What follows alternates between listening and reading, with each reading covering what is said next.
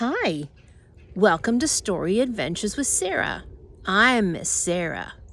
I found a really cute book called Can You Find My Shoe? In it, this little boy is at the zoo and he loses one of his shoes. Come along and read with me. Let's find out what all he does to try and find his shoe and what happens at the end. If you can't read yet, it's okay, all right? Just listen along, have some fun, okay? We'll talk soon. Here we go. Can You Find My Shoe? Written by Patty Lennox and illustrated by Harry Aveda. One day in the summer, I went to the zoo, and somehow or other, I lost my right shoe. I looked at my foot, and I saw it was bare. I had only one shoe, no longer a pair. I turned all around. As I looked left and right, my right shoe was gone. It was nowhere in sight. The zookeepers helped me. We looked all around. We looked in the trees, and we looked on the ground. I was right by the snakes when I noticed it missing. I asked, "Do you have it?" They answered by hissing. Hiss. We looked near the polar bear, peeked in her lair. No shoe could be seen, just a lot of white hair. A monkey was swinging way up in the sky. We looked for the shoe as we watched him swoop by. Then thumping their chests, using all of their might, the gorillas looked down. There was no shoe in sight. A long-necked giraffe looked way up in a tree. No shoe could be found, but she did see a bee. As I swam with flamingos and looked all around, I saw their pink legs, but no shoe could be found. The koalas were sleeping on branches up high.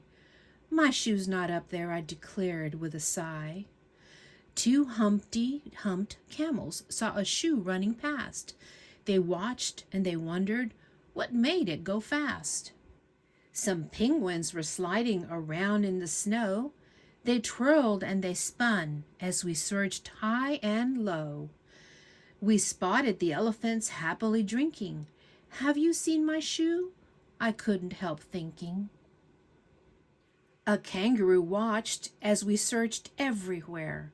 She looked in her pouch, but it wasn't in there. The slow-moving sloth saw a shoe running by. She saw where it went, but she didn't know why. We spotted the lions as we pushed through the crowd. When we started to look, they roared and they growled. Growl, roar. As we searched everywhere, some animals grunted, some screeched, and some howled. They all watched as we hunted. Grunt, howl. The zoo just exploded with animal sounds.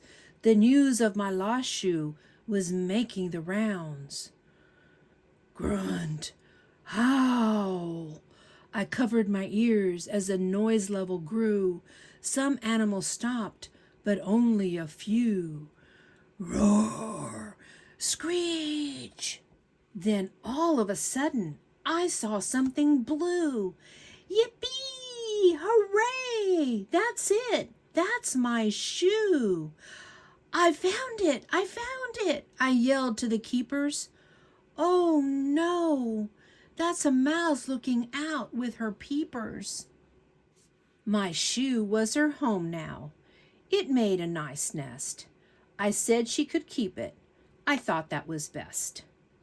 The warmth of their mom put her babies to sleep. Their little eyes closed, and I heard not a peep. Papa Mouse knew he had found a good shoe. He snuggled right in, and he closed his eyes too. I tiptoed away and went home to my bed. Dreams of the day swirled around in my head. The day was exhausting, but somehow I knew that the next day I'd hurry right back to the zoo. And do you know what happened? I'll bet that you do. Somehow or other, I lost my left shoe. If you're planning to have a fun day at the zoo, you might want to bring along one extra shoe. So what did you think? Did you like the book? I bet he was tired at the end, huh? Checking with all the animals, trying to see if they knew where his shoe was. And at the end, that was cute, huh? Would you have given your shoe if a mouse had taken it for a nest for his family? Yeah, I bet you would have. Well, there's more to come. I hope you enjoyed, and I can't wait for you to come and read another book with me soon. Okay, bye.